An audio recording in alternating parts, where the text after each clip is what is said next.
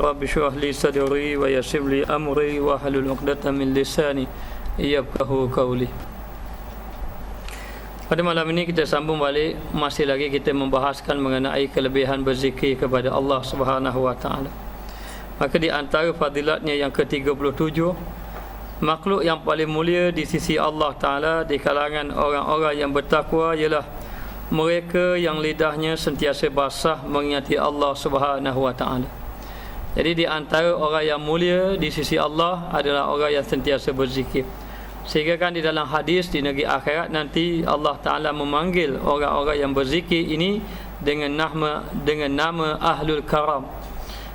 Man Ahlul Karam, mana dia orang yang mulia. Lalu ditanya, sahabat Nabi tanya, siapa ya Rasulullah orang yang mulia itu yang dikenali dengan Ahlul Karam? Mereka itu adalah orang yang berzikir kepada Allah Ta'ala semasa hidup di atas muka dunia. Maka orang yang mulia di sisi Allah adalah orang yang sentiasa ingat kepada Allah dengan dibasahkan lidahnya, dengan memperbanyakkan menyebut nama Allah Subhanahu wa taala. Maka orang yang berzikir ini adalah mereka yang lebih bertakwa terhadap segala suruhan Allah dan larangan Allah Ta'ala. Kerana apabila seseorang itu ingat kepada Allah Ta'ala, nescaya dia akan kasih kepada Allah. Maka sesiapa yang kasih mengasihi, dia akan mengikut apa yang dikehendaki oleh kekasihnya, yakni dia akan mengikuti segala suruhan Allah Ta'ala dan meninggalkan segala larangan Allah Ta'ala, serta menjadikan zikir itu sebagai syiarnya, sebagai lambang kepribadiannya ataupun kehidupan dia. Maka dipenuhi dengan berzikir Allah kepada Allah, dengan sentiasa berzikir kepada Allah Subhanahu wa taala.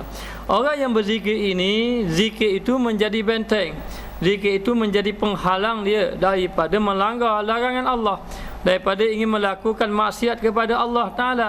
Kerana orang yang berzikir ini, ia akan merasa dirinya sangat-sangat hampir dengan Allah dan terasa dia akan kedekatannya dengan Allah. Kalau seseorang itu dekat dengan seseorang, nescaya dia tidak akan melakukan perkara yang dibenci oleh orang yang berhampiran dengannya.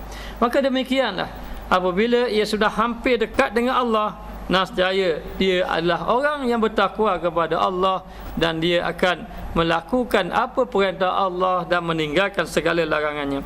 Maka takwa melayakkan dia memasuki syurga Allah Ta'ala dan selamat ia daripada api neraka Allah dengan sebab ia bertakwa kepada Allah Ta'ala. Sebab itulah hasil kita ini, natijah daripada kita beramal biar hasil kepada takwa. Kerana kalau kita beramal mesti ada ilmu. Kalau tidak ada ilmu, maka amal itu menjadi sia-sia.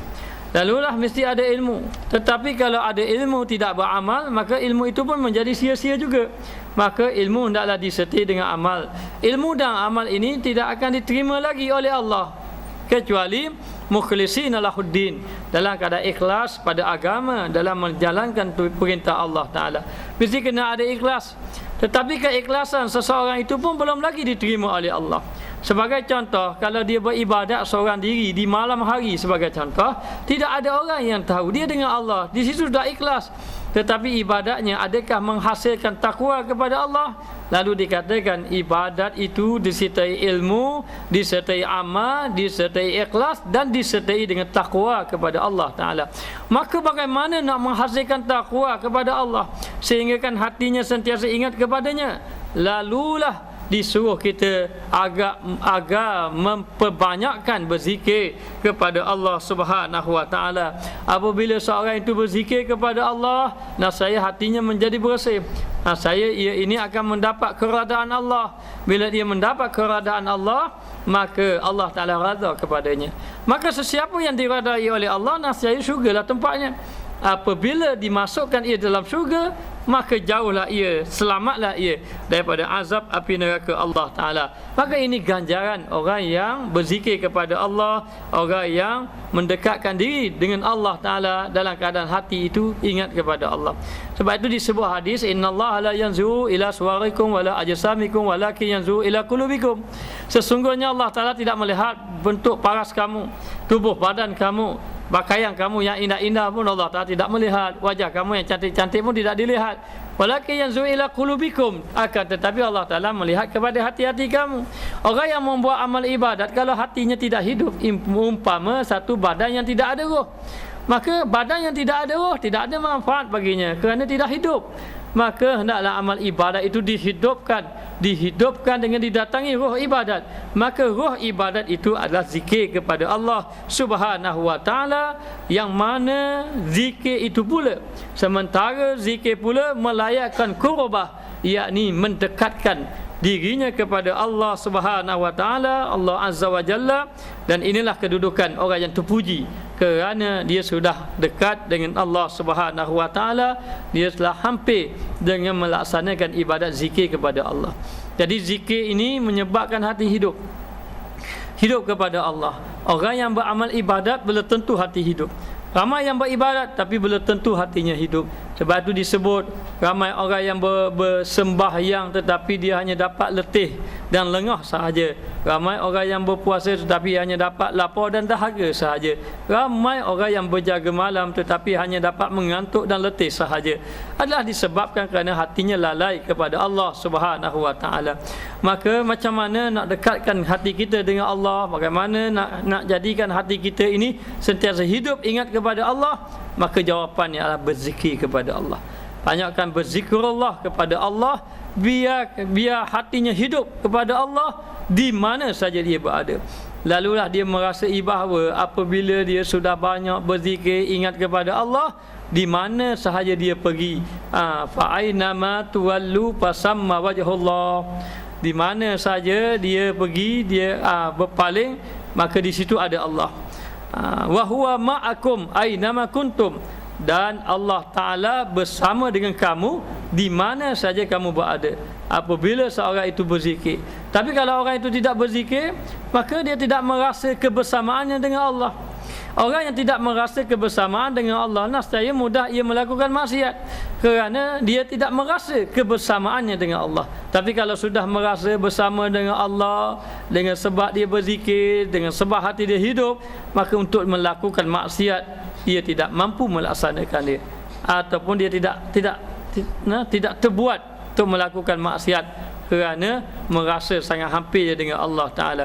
Maka inilah kedudukan orang yang terpuji, orang yang sentiasa berzikir kepada Allah Subhanahu wa taala.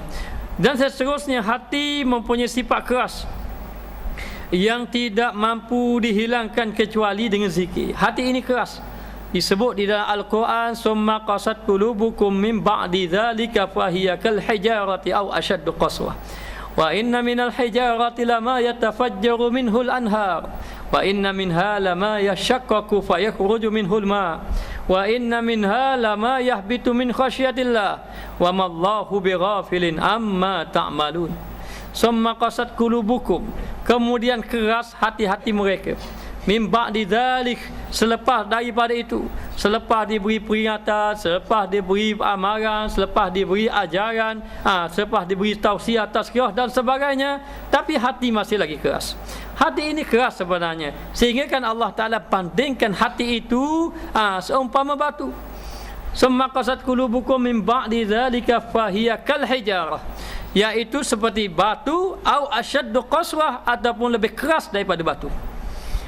Sebab itu di ulama menyuruh zikir kuat-kuat, kerana benda yang keras ini jangan diketuk perlahan-lahan, mesti ketuk kuat-kuat. Orang Terengganu kata katok paruk-paruk. Maknanya katok kuat-kuat. Jadi kalau benda itu benda yang keras, umpama batu, kita nak pecahkan batu, kekerasan hati kita yang dihijab dengan maksiat, dengan dosa, dengan nafsu, dengan syaitan, dengan malasnya beribadat, dengan menentang Allah dan sebagainya, maka hati menjadi keras. Bila hati menjadi keras ini, mesti dipecahkan hati tadi, mesti dilembutkan. Lalu Allah Ta'ala kata hati itu dia keras macam batu ataupun lebih keras daripada itu. Asyaddu amannya kal hijarati au asyaddu qaswah, ataupun dia sangat-sangat keras, lebih keras daripada batu. Namun demikian, ada juga batu yang keras itu, daripada batu itu terpancarnya air-air. Daripada batu itu terpancarnya mata air. Dan ada di antara batu itu dia ini mengalirkan ataupun keluarnya mata-mata air yang mana tunduk kepada Allah min khasyatillah, kerana ia takut kepada Allah Ta'ala. Amallahu bighafilin amma ta'malun, Allah Ta'ala mengetahui apa yang kamu lakukan. Maka ada orang hati yang keras, ada hati yang mati. Ada hati yang bercahaya hidup kepada Allah Subhanahu wa Ta'ala. Maka hati yang mati ini kalau diberi pengajaran pun tidak akan memikesan. Ada hati yang sakit. Hati yang sakit ini perlu diobati agar sentiasa ingat kepada Allah Subhanahu wa Ta'ala. Maka hati yang keras ini sebenarnya tidak mampu dilembutkan. Kita nak lembutkan hati ini dengan apa? Sebenarnya dilembutkan hati ini kadang-kadang dengan nasihat pun tidak mampu lagi melembutkan hati. Kecuali orang yang menasihati itu orang yang hatinya benar-benar bercahaya, sehingga kan cahaya itu dapat menembus di dalam hati-hati manusia yang lain. Maka dilembutkan hati itu ialah dengan jalan zikir. Sehingga kan ulama mengatakan hati yang keras ini tidak mampu dihilangkan, tidak mampu dilembutkan kecuali dengan berzikrullah kepada Allah, dengan cara zikir kepada Allah. Sebab itu kalau hati kita keras, cuba banyakkan berzikir. Kalau kita tengok orang itu hatinya keras, suruh dia masuk dalam majlis zikir, duduk berzikir ramai-ramai, maka nasai lembut hatinya. Dan orang yang hati ini keras, orang yang hati banyak berzikir kepada Allah, nascaya akan menjadi lembut hatinya, ingat hatinya kepada Allah, bahkan boleh membawa perubahan akhlak, kerana hatinya sudah dibersihkan melalui zikrullah, berzikir kepada Allah Subhanahu wa Ta'ala. Hati yang kotor ini umpama baju yang kotor. Maka apabila baju yang kotor itu, kalau kita tidak memberusnya, tidak menggonyohnya, betul gonyoh, tidak menggonyohnya, tidak memberusnya, tidak diletakkan dengan sabun dia, nascaya kadang-kadang tidak berapa bersih. Maka perlu dibersih, kena diasahkan, kena digosokkan hati tadi, digosokkan pakaian tadi, dengan berus zikrullah. Maknanya dengan basuhan zikrullah kepada Allah Ta'ala, nascaya hati menjadi bersih. Maka seseorang hamba yang sepatutnya mengubat hatinya yang keras, ataupun seorang hamba sepatutnya mengubati kekerasan hatinya adalah dengan zikrullah. Zikrullah. Kadang-kadang orang kita kan, anak saya keras sungguh lah, macam mana ustaz? Wa'ai ya. Dan awak mana? Patutnya kena berzikir. Zikir ni jalan cepat sikit, melembutkan hati. Duduk majlis zikir. Walaupun masih lagi keras, zikir. Boleh jadi dengan sebab kita berzikir tu, kita punya hati yang keras sudah mulai lembut. Tetapi oleh kerana keras, terlalu banyak hijab boleh jadi, maka perlu makan masa yang lama, berzikir agar hati ini benar-benar ingat kepada Allah Subhanahu wa Ta'ala. Maka jalan yang melembutkan hati adalah dengan jalan berzikrullah kepada Allah, zikir pada Allah. Padu kita disuruh berzikir. Peringkat awal pun saya tidak berapa mendapat ni zikir-zikir ini, kadang-kadang kita rasa-rasanya ada jalan lain, rasa tak berzikir pun tak apa, kita fikir macam itu.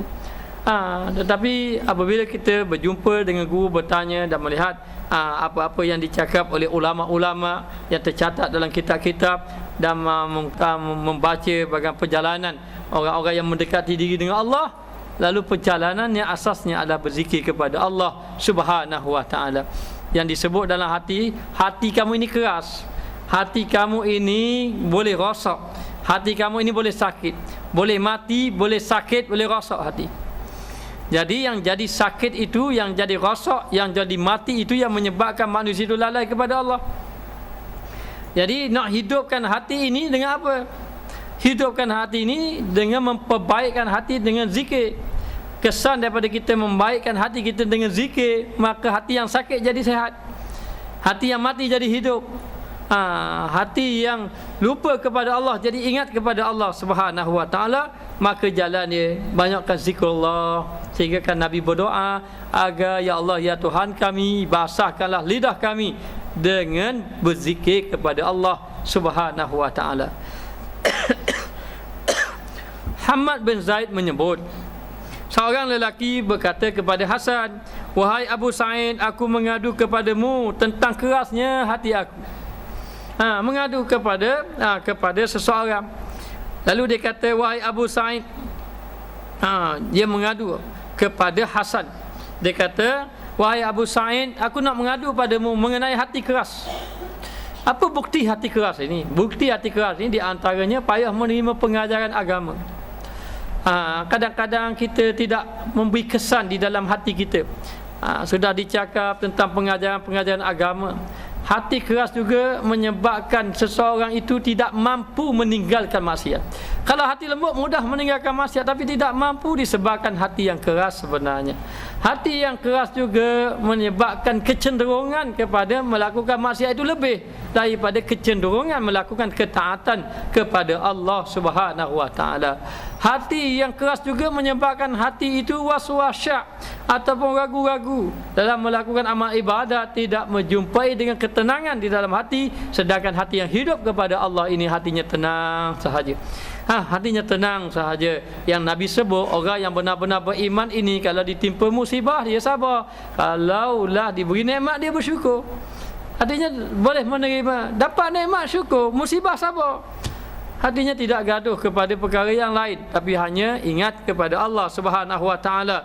Lalulah Abu dia pun mengadu, wahai Abu Sa'id, gelaran pada Hasan, wahai Abu Sa'id, aku nak mengadu pada kamu ni.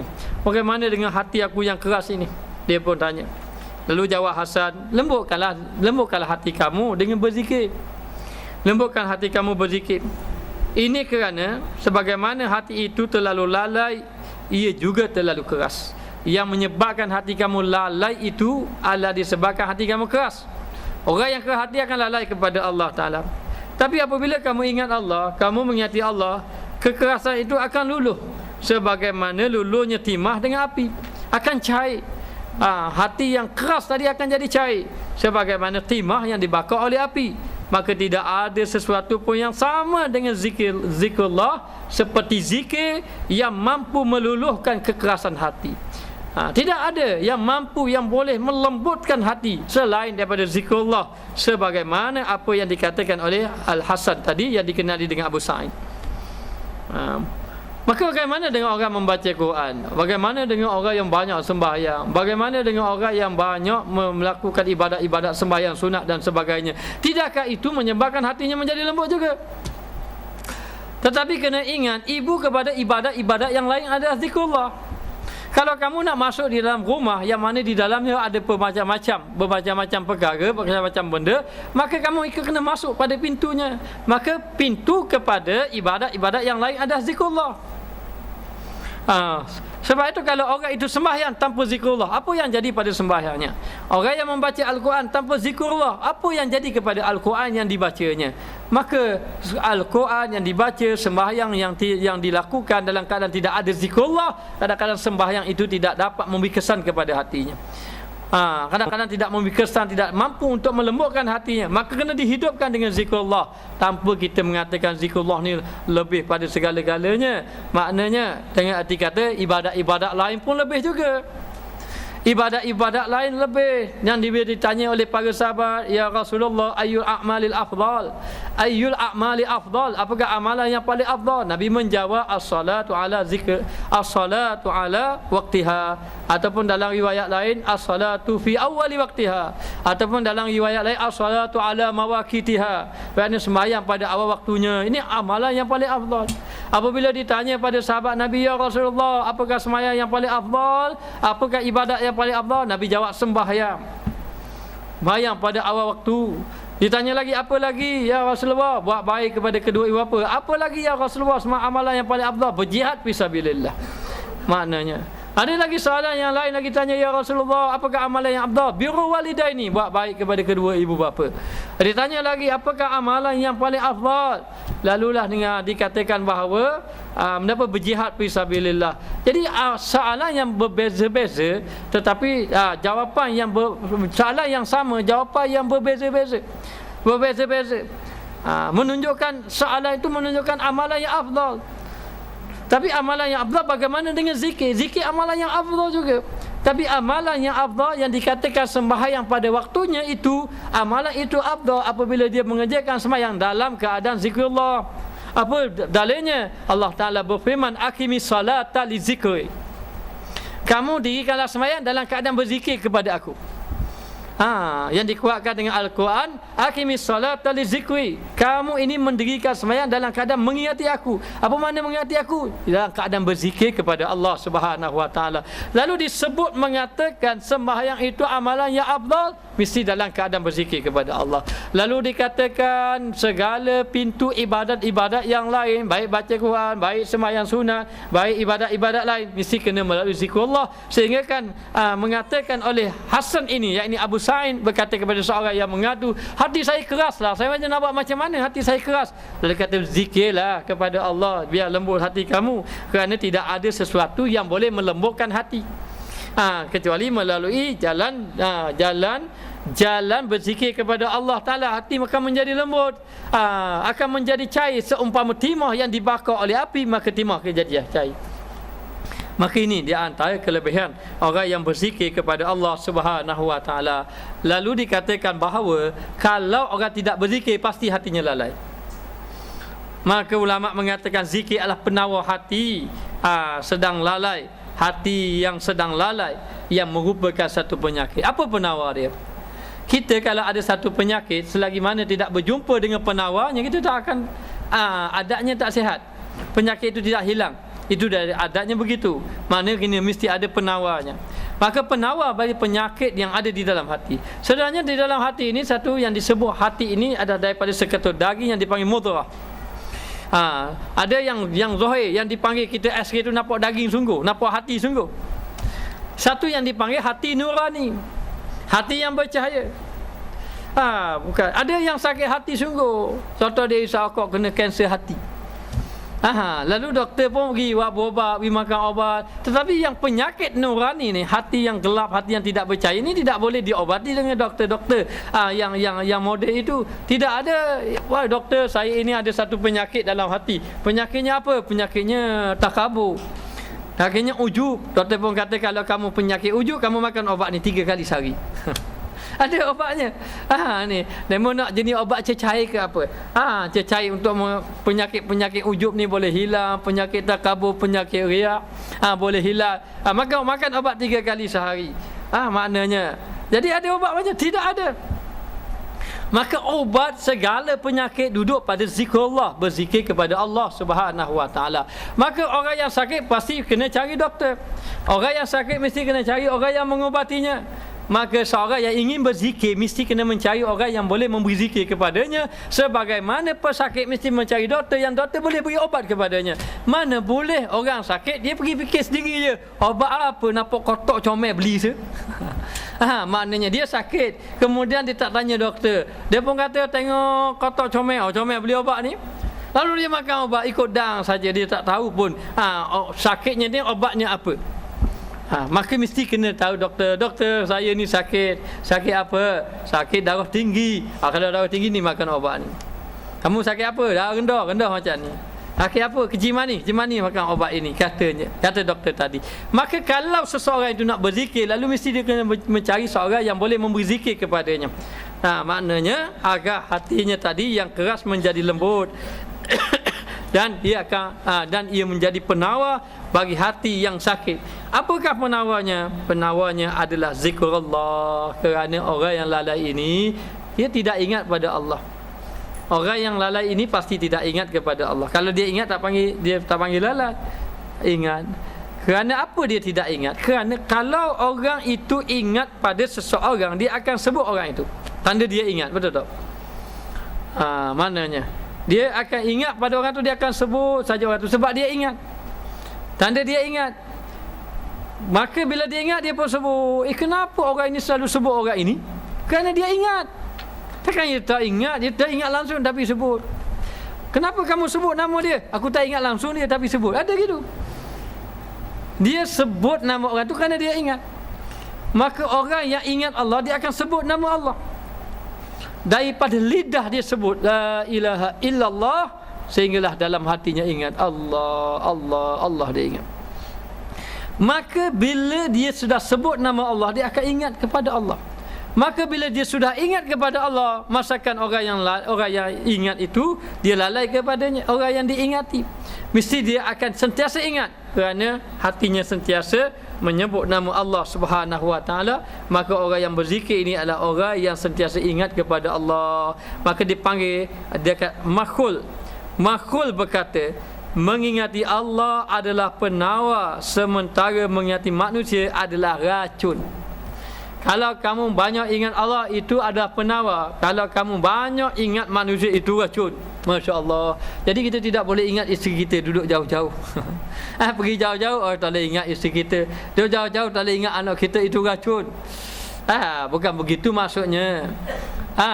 Maksudnya, kalau seseorang itu mengingat seseorang yang lain, siapa lalai kita kepada ibadat, sampai lalai kita kepada Allah, sampai lalai kita mengingati Allah Ta'ala, maka ia merupakan racun bagi hati. Racun bagi hati, kerana hati kita pun ada penyakit. Hati kita ini pun ada penyakit sebenarnya. Penyakit ini dia perlu diobati dengan jalan ibadat kepada Allah Ta'ala. Itu cara pengobatannya. Maka dikatakan, iza maradna tadawina bidzikrikum wa natruka zikra ahyana fanan takisu.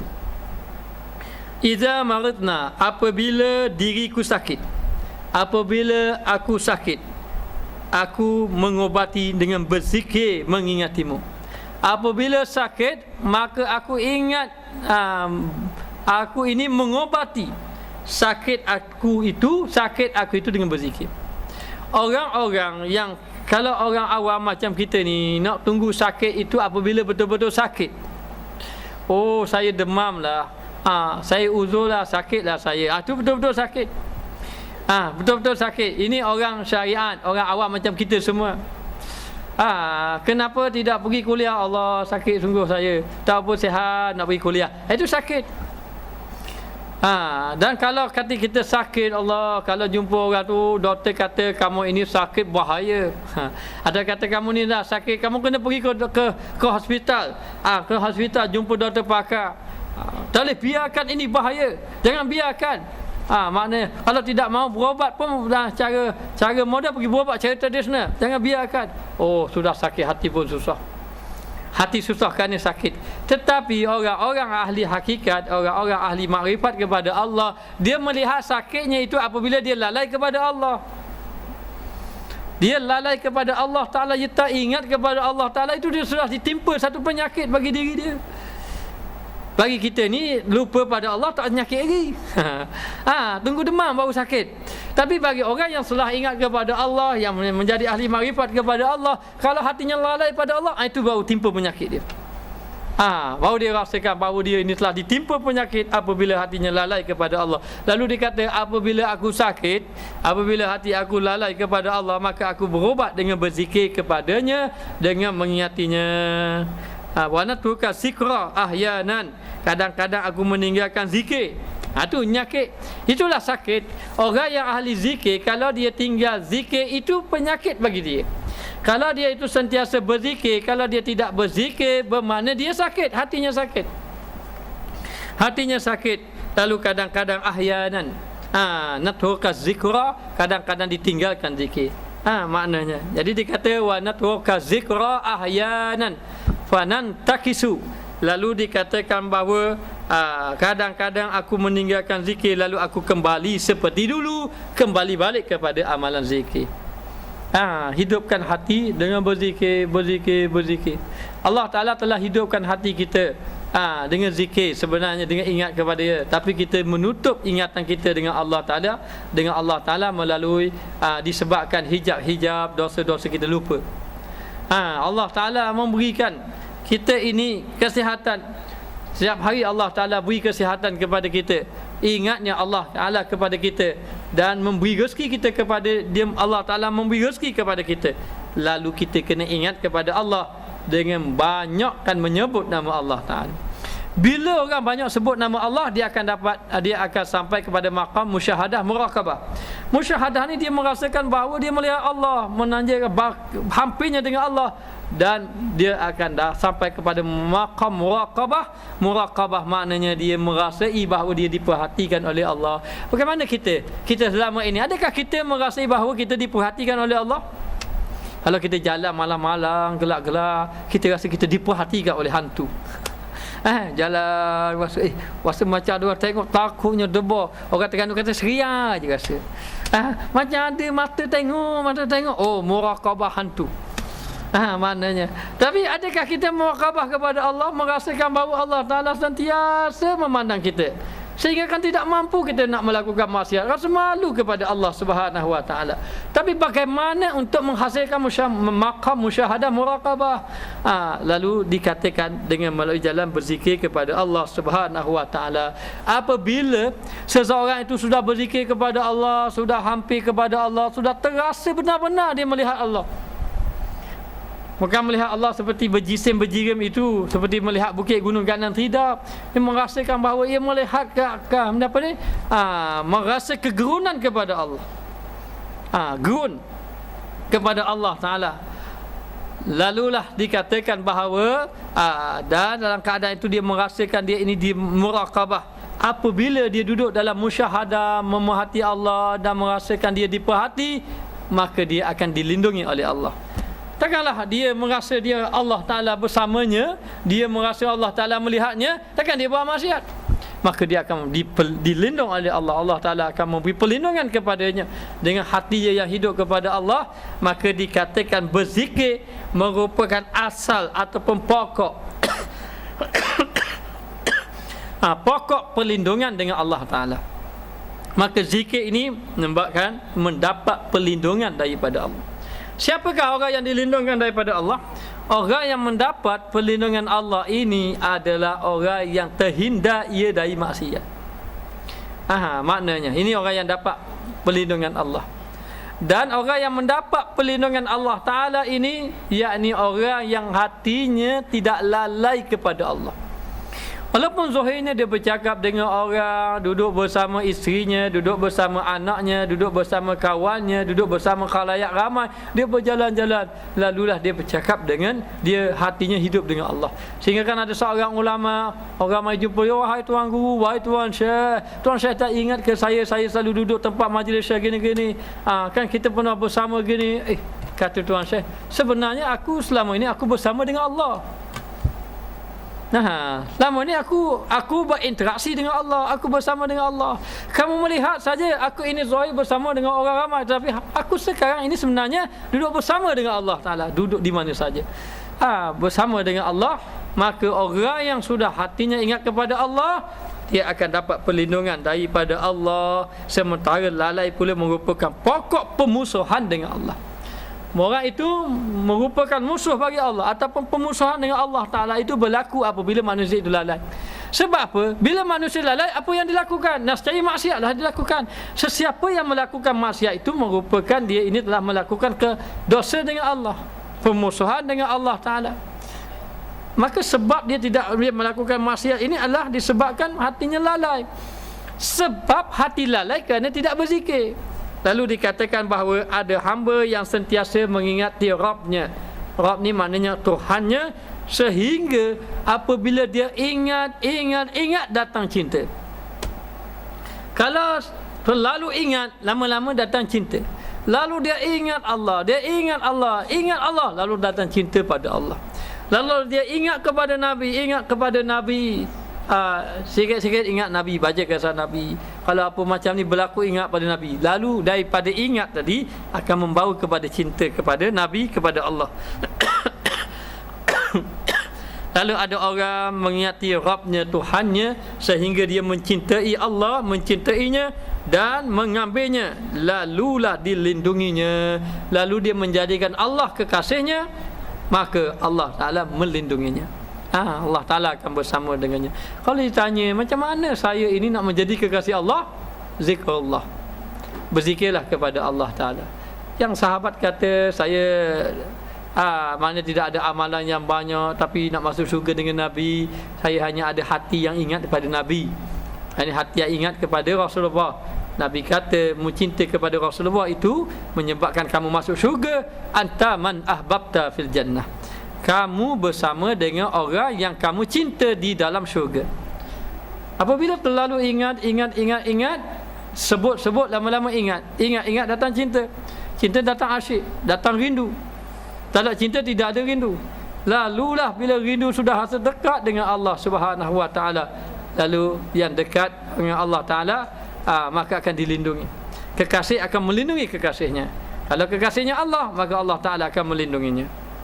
Maka penyebab kepada pemusuhan ini adalah lalai. Penyebab yang membawa seseorang itu dimusuhi oleh Allah dengan arti kata melakukan maksiat kepada Allah, sebabnya lalai. Kenapa orang itu tidak sembahyang? Kenapa orang itu tidak melakukan amal ibadat kepada Allah? Kerana hatinya lalai. Kenapa hatinya lalai? Kerana hatinya tidak berzikir kepada Allah. Baik, orang yang sudah sembahyang, kenapa masih lagi melakukan maksiat? Dia sudah sembahyang, tetapi kerana hatinya lalai. Kalau hatinya tidak lalai kepada Allah Ta'ala, pasti dia tidak melakukan maksiat. Kenapa dia sembahyang tapi masih lagi melakukan maksiat? Kenapa sembahyang itu masih lagi dia lalai? Dia sembahyang masih lagi lalai kerana dia tidak berzikir kepada Allah Subhanahu wa Ta'ala. Kerana zikir ini mematikan kelalaian. Zikir ini membawa kepada ingat, maknanya, dan memadamkan api kelalaian. Maka dikatakan bahawa kerana kelalaian, maka kelalaian akan sentiasa mendampingi hamba sehingga dia benci, tidak ingin mengingati Allah. Bila terlalu lalai mendampingi dirinya, dia selalu lalai kepada Allah, lalu dia benci nak mengingati Allah. Berat. Lidah kita berat nak menyebut nama Allah. Kalau lidah kita berat nak menyebut nama Allah, tanda hati kita lalai. Tapi kalau lidah kita ringan saja sebut nama Allah, mudah saja. Sikit-sikit Allah, sikit-sikit Allah, duduk saja pun Allah. Sama ada secara zahir pun sebut la ilaha illallah. Kalau dia diam pun hatinya la ilaha illallah. Mana mudah dia ingat kepada sebut nama Allah. Kenapa mudah? Kerana dia ingat. Kalau ingat mudah sebut selalu. Tapi kenapa payah nak sebut? Kerana lalai. Lalai menyebabkan dia itu tidak menyebut. Akhirnya bila dia lalai ini, sudah lalai ini berdampingan dengan hatinya, maka membawa dia benci. Benci apa? Benci mengingati Allah, dan benci kepada siapa yang mengingatinya. Itu bahaya. Jangan benci zikir, jangan tak suka berzikir. Jangan kata apalah zikir-zikir ini. Jangan kata macam tu. Jangan tidak suka kepada orang yang berzikir. Kerana orang yang berzikir itu orang yang dekat dengan Allah sebenarnya. Orang yang berzikir ni orang yang dekat dengan Allah. Ada sahabat Nabi tu dia kumpulan zikir kuat-kuat, zikir kuat-kuat. Lalu orang kata, apalah sahabat Nabi ini bang, kumpulan ini berzikir kuat-kuat. Maknanya dia telah melakukan perkara yang salah. Lalu Nabi pun pergi tanya kumpulan tu, apa yang kamu buat? Kami berzikir kuat-kuat ya Rasulullah untuk mengingati Allah. Lalu Rasulullah mengatakan, Allah Ta'ala redha perbuatan kamu. Allah Ta'ala kasih kepada kamu, Allah Ta'ala redha kepada perbuatan kamu yang berzikir tadi. Maka zikir ini sebenarnya membawa ingat kepada Allah. Maka orang yang lalai ini, dia tidak akan suka berzikir, ataupun dia tidak suka kepada orang yang berzikir. Maka dia katakan ketika itu Allah Ta'ala akan menjadikan musuh. Ingat, sesiapa yang tidak suka berzikir atau benci orang yang berzikir, dia adalah musuh Allah. Sebagaimana yang tercatat dalam kitab ini, sebagaimana dia menjadikan orang yang berzikir itu wali Allah. Siapakah wali-wali Allah? Wali-wali Allah ini adalah orang yang berzikir kepada Allah. Tapi jangan berzikir nak jadi wali. Kalau begitu, wali Allah ni orang yang berzikir, lalulah dia pun berzikir, moga-moga boleh berjalan di atas air. Moga-moga boleh pergi ke Mekah sekelip mata saja. Maknanya orang yang berzikir ni orang yang hampir, wali-wali Allah ni orang yang hampir dengan Allah. Apabila dia dah hampir dengan Allah, apa yang dia kasih Allah Ta'ala kasih. Dan dia dikasih oleh Allah. Dan kalau dia dibenci, Allah Ta'ala benci dia. Allah Ta'ala benci orang yang membencinya. Kalau dia kasih kepada seseorang, maka Allah Ta'ala kasih kepada dia. Kerana orang ini wali Allah, orang yang dikasih oleh Allah. Siapa wali Allah? Wali Allah ini kekasih Allah, kekasih Allah Ta'ala.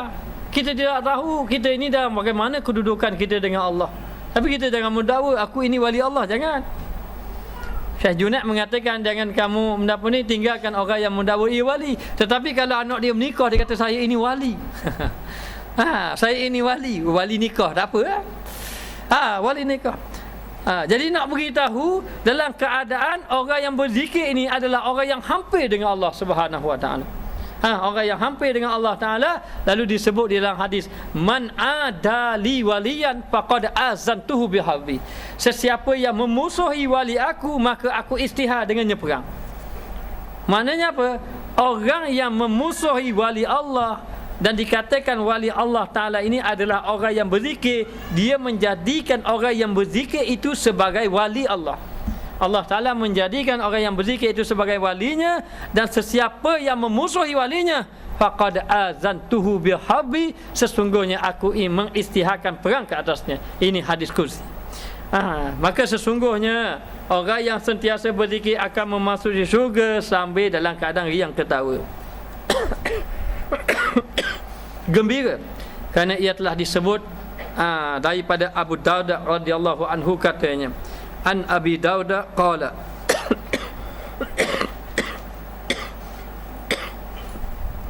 alladzina la tazalu alsinatuhum rutbatan bi zikrillah azza wa jalla yadkhulu ahaduhumul jannata wa huwa yadhhak. Alladzina la tazalu alsinatuhum rutbatan bi zikrillah azza wa jalla yadkhulu ahaduhumul jannata wa huwa yadhaku.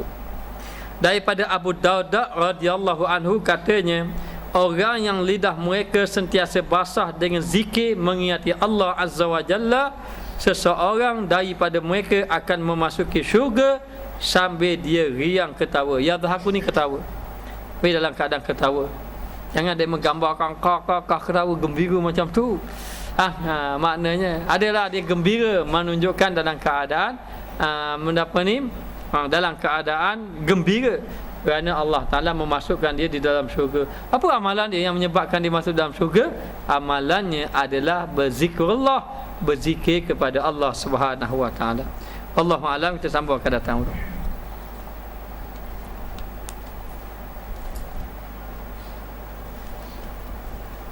Bismillahirrahmanirrahim. Rabbana zalamna anfusana wa illam taghfir lana wa tarhamna lanakunanna